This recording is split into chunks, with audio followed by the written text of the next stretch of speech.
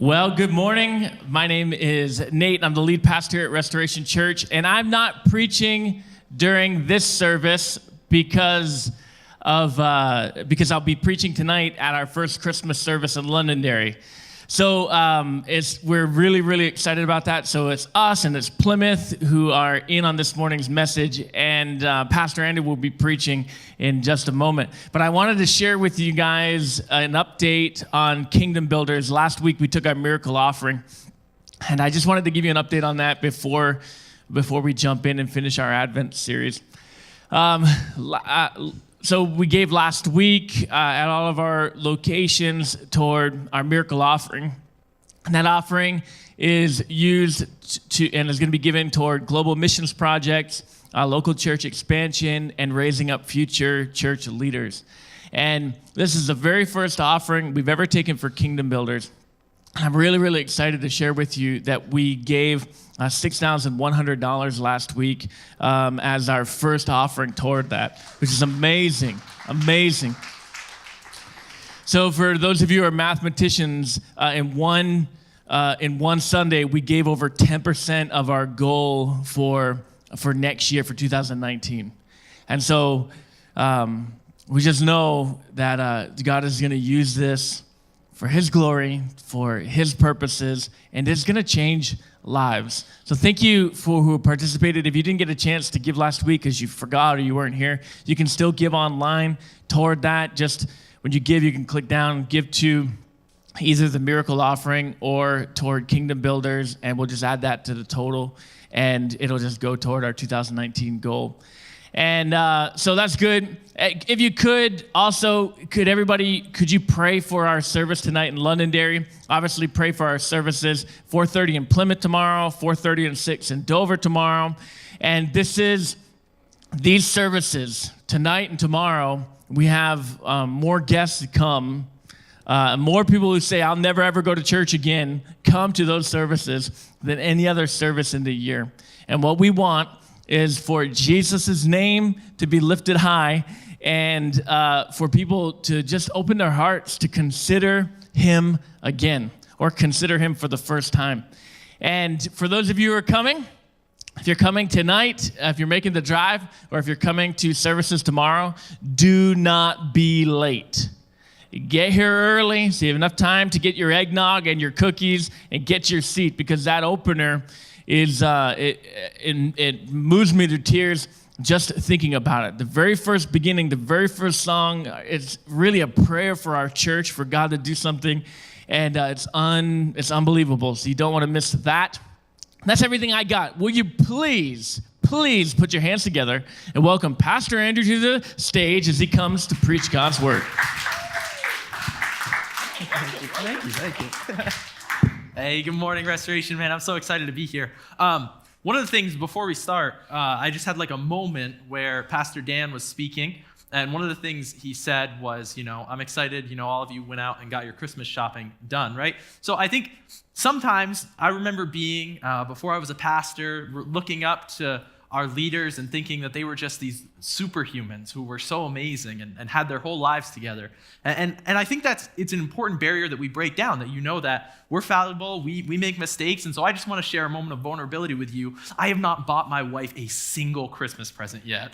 So tomorrow morning, I'm going to Target and I'm stocking up on everything she could ever want. So if we can be honest with each other and I can be vulnerable that my life's not that together, I'm still trying to figure it out, even now.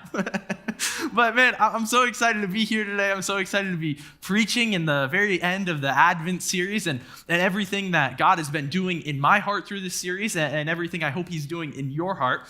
And as we conclude, I just want to tell you some of the things that I've been thinking about lately and some of the things that have really been on my mind. And so I've been thinking a lot lately about joy. And so there's this idea that kind of gets thrown around this time of year that, just joy should be present all the time, consistently. This is the season of joy. We sing one of the most popular Christmas songs is Joy to the World. There's all these moments throughout this holiday season where joy is really a central focus of what we're doing. And so I started to think about that a lot. And so one of the things that I did was I went in the dictionary and I said, what's the actual definition of joy? Because it's kind of one of those words that you hear a lot, but sometimes you don't know exactly what it looks like, or you don't know exactly how you're supposed to feel it. And so the dictionary definition of joy is the emotion of great delight or happiness caused by something exceptionally good or satisfying, keen pleasure or elation. And I think that's a pretty good definition, but I think there's a deeper definition of what joy actually is. And so as we go through the sermon today and what we're talking about, man, we're going to be focusing on joy. So I want us to have our terms straight so that we understand what it is we're actually talking about. See, biblically, joy is something we're told that we should pursue. Like Paul, in one of his letters to the church, he kind of gives people, man, how do you tell if your life has really been changed? And he gives them the fruit of the Spirit, these things that when God has changed your life, these things will be evident in your life. And one of the words he uses is joy. He talks about, man, if God's changed your life in some way, joy should be a part of it. And because of that, I think we have to get deeper than almost that surface level, it just means you're happy. It just means you're happy all the time because it's deeper than that. There's more to it than that. And so joy, I think the definition I want to work with and I want us to look through is joy isn't like happiness, which is based upon happenings or whether things are going well for you or not. No, joy remains even amidst the suffering. Joy is not happiness. Joy is an emotion that's acquired by the anticipation, acquisition, or even the expectation of something great or wonderful. And so it's with that definition that we're going to dive in, and we're going to sum it up in one sentence here today. So if you're taking notes, this is what I would encourage you to write down.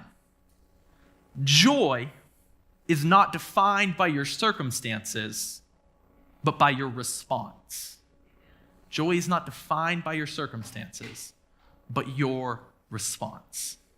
And so luckily, we have a story that we can look at that really helps us understand, man, how do you have joy in the midst of a chaotic situation where it feels like the world is turning against you? So we're going to read today from Matthew 1:18 through 25. And so this is going to be the story of Jesus' birth a little bit, but we're going to look at it from the perspective of Joseph, Jesus' stepfather. So let's jump in and read this story, and then, man, I'm going to load you up with a whole bunch of history because you have to understand the culture in order to realize what's happening in these passages. So I'm going to give you like a history lesson, but I promise you, if you hold on, if you make it to the end, man, God's going to change your life when you learn a little bit more about what's going on here. So hold on through history, and man, we'll get to where it is your life will be changed through this. So let's read this together. This is how Jesus, the Messiah, was born. His mother Mary was engaged to be married to Joseph, but before the marriage took place, while she was still a virgin, she became pregnant through the power of the Holy Spirit. Joseph, to whom she was engaged, was a righteous man and did not want to disgrace her publicly. So he decided to break the engagement quietly. As he considered this, an angel of the Lord appeared to him in a dream. Joseph, son of David, the angel said, do not be afraid to take Mary as your wife, for the child within her was conceived by the Holy Spirit, and she will have a son, and you are to name him Jesus, for he will save his people from their sins. And all of this occurred to fulfill the Lord's message through his prophet. Look, the virgin will conceive a child. She will give birth to a son, and they will call him Emmanuel, which means God is with us. When Joseph woke up, he did as the angel of the Lord commanded and took Mary as his wife. But he did not have sexual relations with her until her son was born, and Joseph named him Jesus. This is the first point. So look at what's happening here. So the first thing I want to point out in one of the verses is it says Joseph was a righteous man. So we have this moment where his joy as he enters into this experience it's not about his circumstance, it's about his response. He has good character. So in a way, his joy is not about his circumstances, it's about his character. He continues to have joy throughout this situation, despite how crazy it gets. So one of the things we have to understand is how big of a deal this was in his day and age. Joseph, to find out that his wife had probably not been faithful to him, his fiance had not been faithful to him, man, this was something punishable by death. Mary could have been stoned to death for not being faithful to Joseph. And so in this moment, we see Joseph, he first embodies this moment of joy when he decides not to publicly shame Mary. Because to publicly shame her would have condemned her to death. Instead, he says, you know what, I'm going to do this quietly.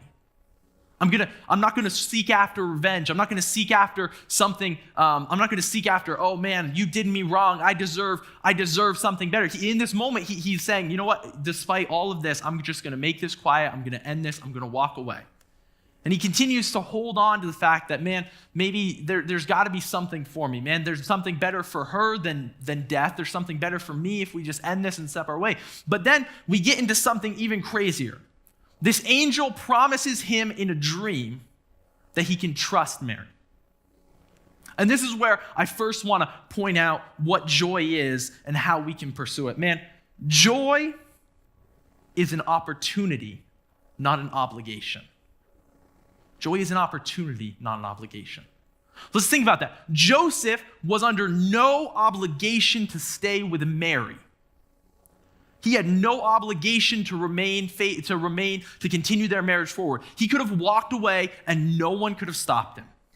He had every right to step away from their future marriage. And if he did, he would have missed out on the greatest joy he ever would have experienced in his life, being the father to the Savior of the world. Like, imagine if in that moment he's like, you know, I'm not going to trust this dream. I'm not going to follow it. I have every right, I have every right to walk away, to not continue this marriage, to let Mary go off on her own. She can be a single mother and raise this child by herself. I don't have any obligation to pursue the joy that God has for me.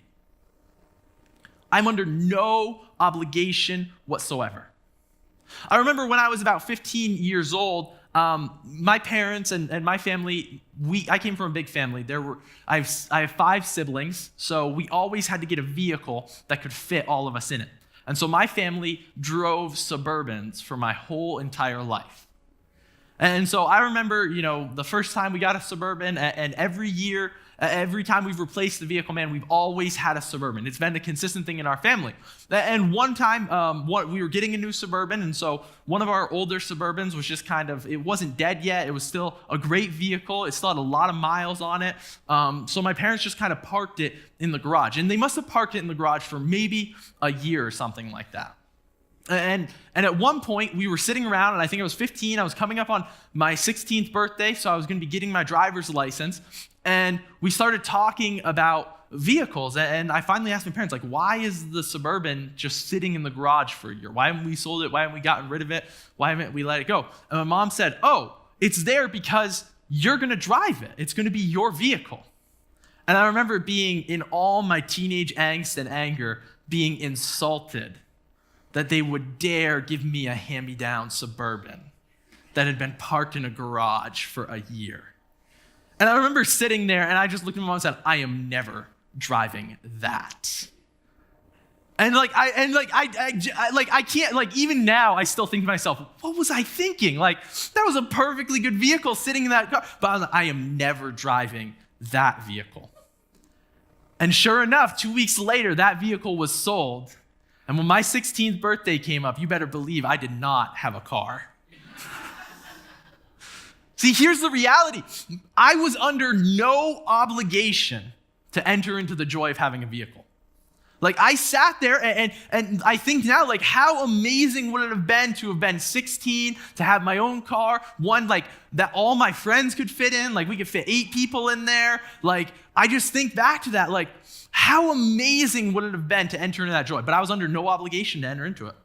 I missed out on an opportunity because I viewed it as an insult. Man, Joseph has that same moment here. In this moment, think about it.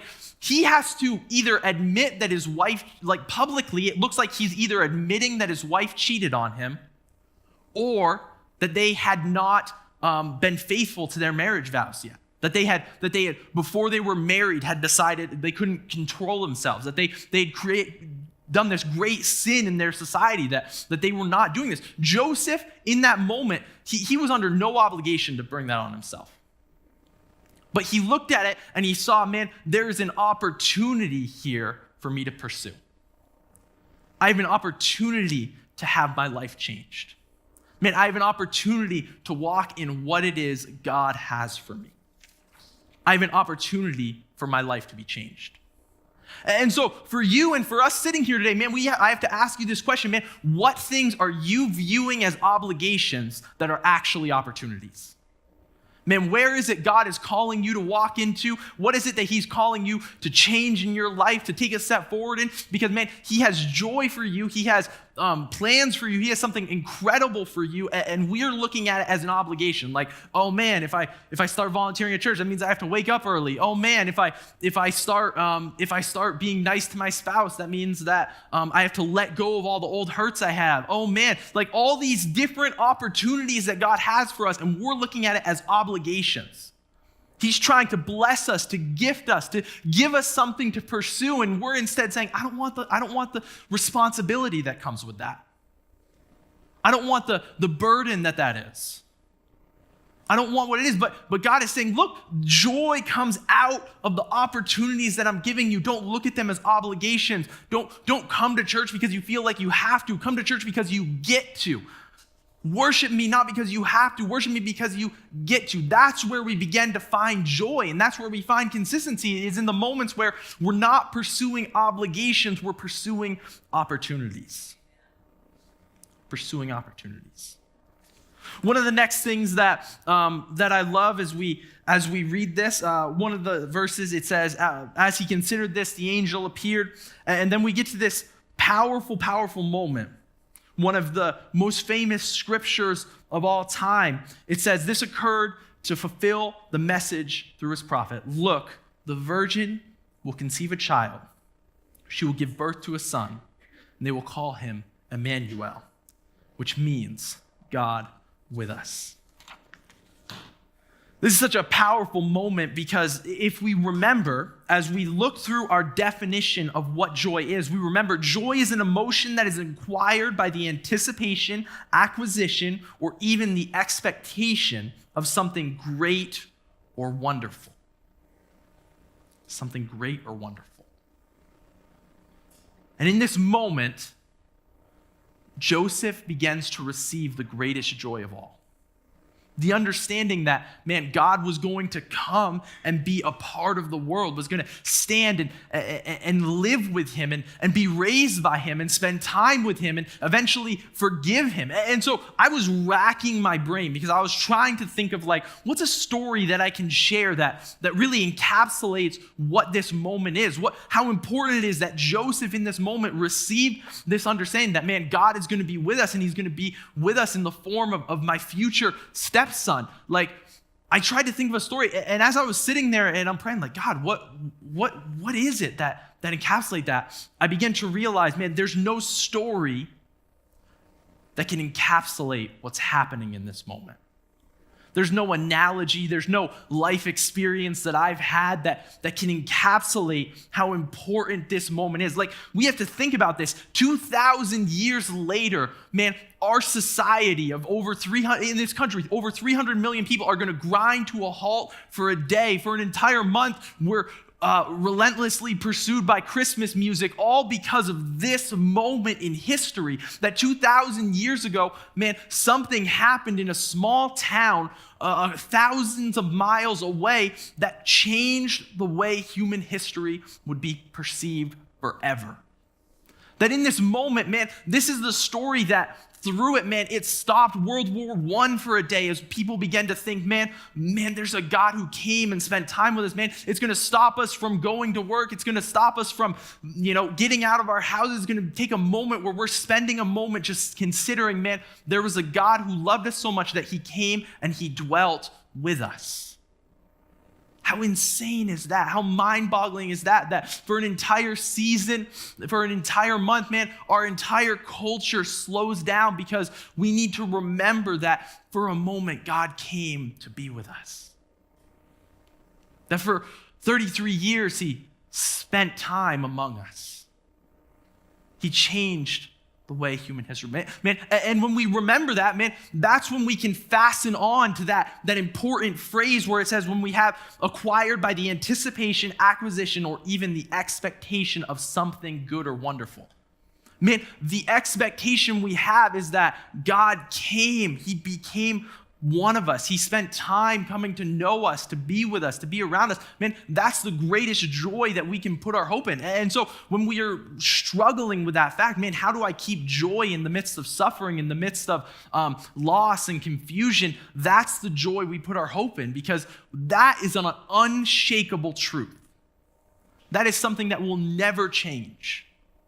That no matter what happens in your life, no matter where you go, no matter what's happening around you, man, God is with us. God is with us. And we can remember that. We can hold on to that. We can be excited about that. And that helps us keep our joy. And then something else interesting happens. And I think this is where it really, this is where it's going to hit home for a lot of us. Because one of the things that we think a lot about joy is man, I would be joyful if X, Y, or Z. I'd be joyful if I had more money. I'd be joyful if my kids were doing better in school. I'd be joyful if my job was even greater. I'd be joyful if, and we add all these ifs to what would bring us joy, what would make us joyful. But here's the reality.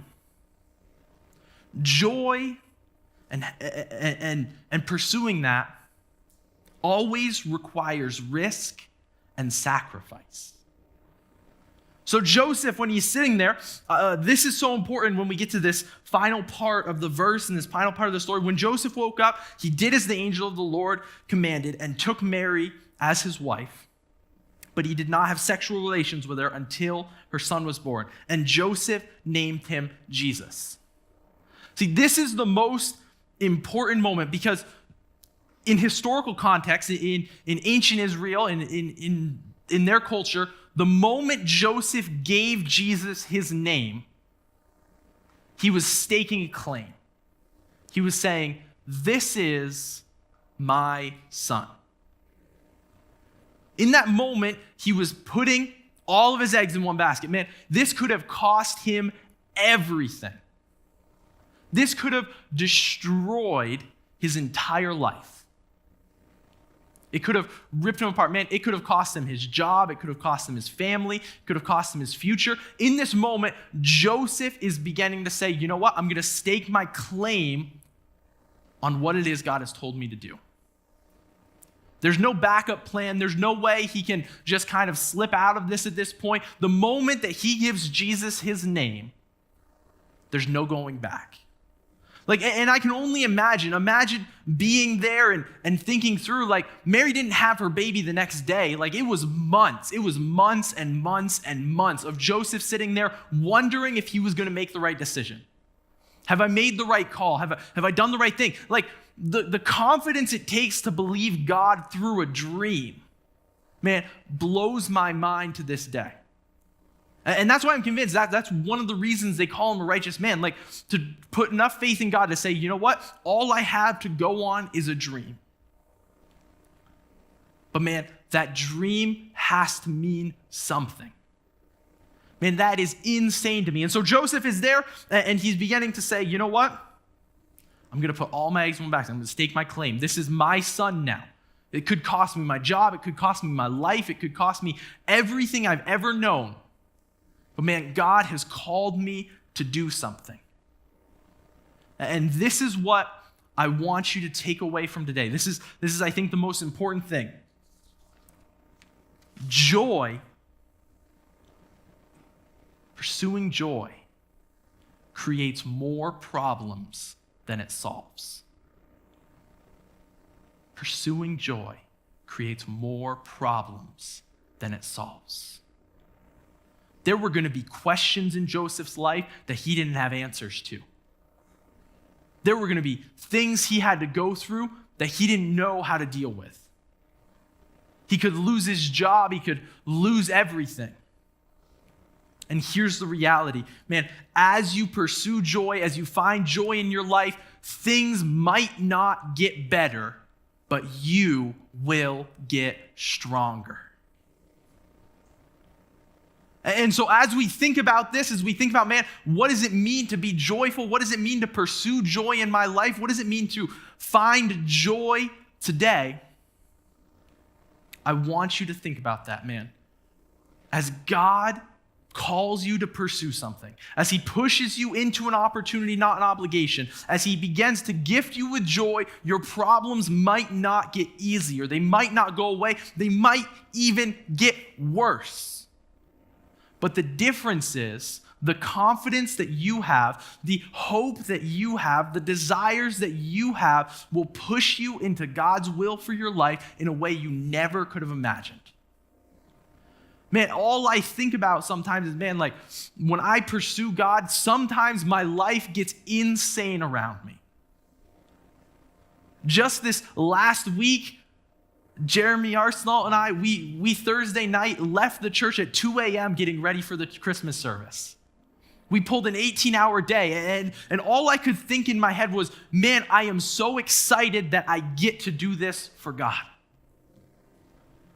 Most people, like, it's easy. It would be easy to complain, be easy to lose joy. Like, oh man, I had to stay at the church late. I had to, when you're pursuing something crazy, like you might have to say, man, I have to put in all this work. When you're starting a new marriage, you might say, man, I have to figure out how to deal not only with my problems, but with the problem of someone else. And then when a kid comes along, man, they're nothing but problems. How do we deal with this insanity? The reality is, man, when you pursue joy, your life doesn't necessarily get easier, but I can promise you it will get better.